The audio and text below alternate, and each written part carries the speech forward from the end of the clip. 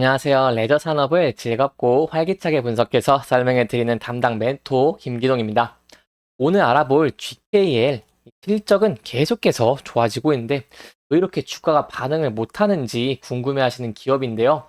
하지만 지금부터는 GK라는 이 기업 여러분들이 궁금해 하시는 내용부터 해서 그 어떤 내용이든 대한민국에서 가장 깊이 있게 끝까지 추적하도록 할 테니까요. 제가 얼마나 파고드는지 지켜보시면서 진심으로 저와 함께 성장해 나갔으면 좋겠습니다. 이번 시간에는 이 GKL의 주가의 흐름은 어떠한지, 어떻게 대응 전략을 짜야 되는지에 대해서 간단하게 설명해 드리고요.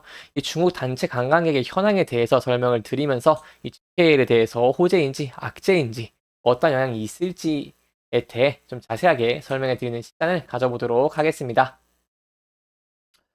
오늘은 주가가 한 1% 정도 상승을 하면서 좀 좋은 주가 흐름을 보여주고 있다는 부분은 좀 긍정적이고요.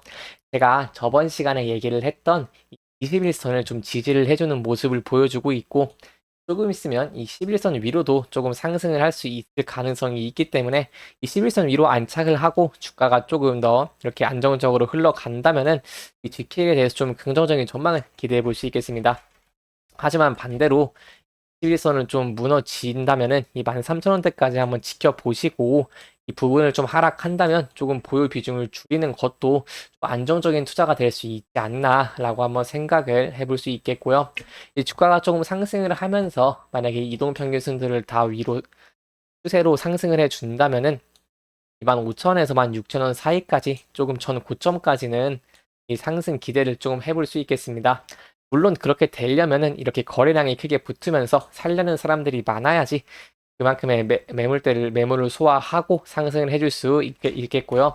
조금 더 안전하게 접근하실 분들은 여기 15,000원대 여기 가장 매물대가 많기 때문에 이 부분을 조금 주의를 해주시는 게 좋을 것 같습니다. 또한 이렇게 현재 주봉으로 보시면은 이게 일봉처럼 이 단기적인 추세보다는 좀 전체적인 흐름을 조금 지켜보는데 좀 편하게 보실 수 있는데요. 현재는 그 저점이라고 생각을 하시겠지만 떨어지는 칼날을 잡지 말라는 격언이 있듯이 이 지지를 정확히 해주고 상승 돌파가 조금 나오는지에 대해서 좀 지켜보고 접근하시면은 조금 더 안정적인 투자가 될 수 있지 않을까라고 한번 얘기를 해볼 수 있겠습니다. 그럼 어떻게 하면은 이 21선을 좀 지지를 해주면서 주가가 조금 상승을 해주는 모습을 보여줄 수 있을까 하면은 이 실적이 좋고 기대감이 좀 좋으면은 좀 그런 모습을 보여줄 가능성이 좀 높아지기 때문에 이 부분에 대해서 조금 설명을 드려보자면은 최근에 이 중국 관광객 여행 허가로 6년 5개월 말 허가가 나와서 카지노주들이 이 8월에 좀 많이 상승한 모습을 보여주고 있는데요.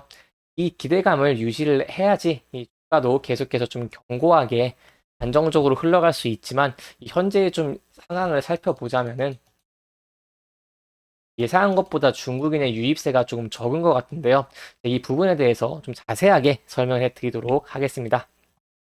이 올해 중국의 관광객이 이 월 평균 14만 4천여 명으로 짓게 됐는데요. 이는 사드 사태로 단체 관광이 불가능했던 2017년과 2019년에 평균 월 41만 6천 명에 좀 많이 미치지 못하는 수치입니다. 그래서 제가 이 부분에 대해서 왜 그런지 찾아보니까 이 중국의 경기랑 좀 연관을 지어서 얘기를 해야 될 것 같습니다. 이게 체감 경기가 좀처럼 살아나지 않으면서 그 해외 여행도 좀 수요가 둔화했다고 보고 있는데요. 이 경기 판단의 선행 지표라고 할 수 있는 중국의 제조업 PMI 구매자 관리 지수는 지난 4월에 50피를 밑돌면서 10월에도 49.5피를 기록했습니다. 이 PMI는 보통 50피를 넘어가면은 좀 긍정적으로 바라보고요. 아래로 떨어지면 이 경기가 좀 악화된다고 보시면 되겠습니다.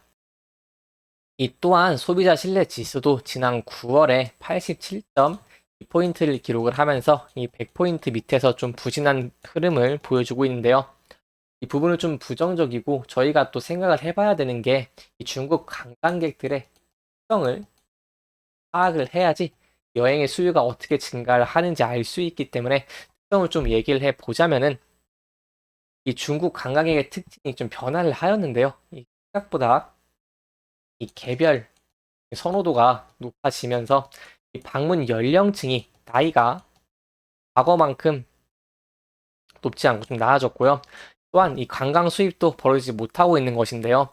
이 방한 중국인 관광객 중에 30세 이하의 비율은 올해 40.6%로 2015년과 2019년 대비 약 4.8%에서 5%가량 이렇게 높아졌고 2019년 기준 30세 이하의 방한 중국인의 평균 여행 지출 경비는 331달러로 다른 연령층의 평균 경비보다 더 적습니다. 그럼 저희가 뭘 생각해 볼 수 있냐? 보통 이 카지노를 가는 즉 고객들의 연령층을 한번 생각을 해 본다면 돈이 많거나 아니면은 나이가 좀 있으시면서 자본을 좀 축적하신 분들이 많이 갈 가능성이 높은데요.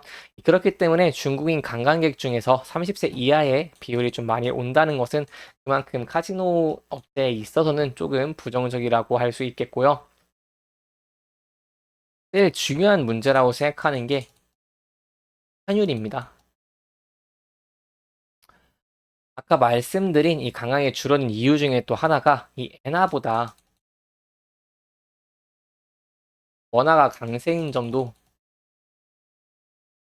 관광의 유치에는 마이너스라고 할 수 있겠는데요.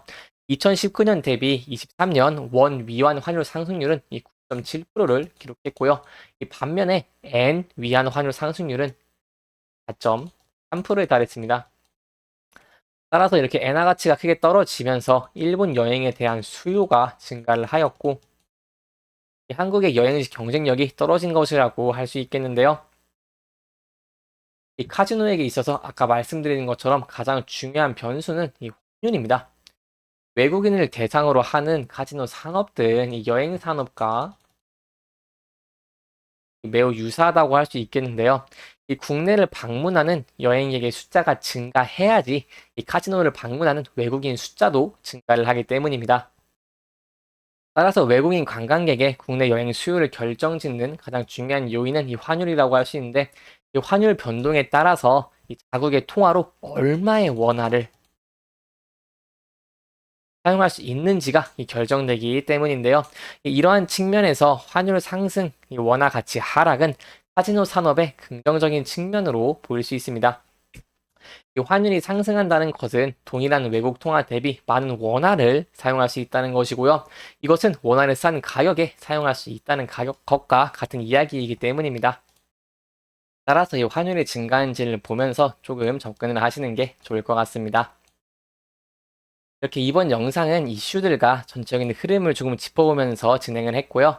해당 영상은 개인적인 의견이 많이 들어왔기 때문에 수화자분들의 주관적인 생각과 해당 내용을 토대로 현명한 선택을 하시면 좋을 것 같습니다.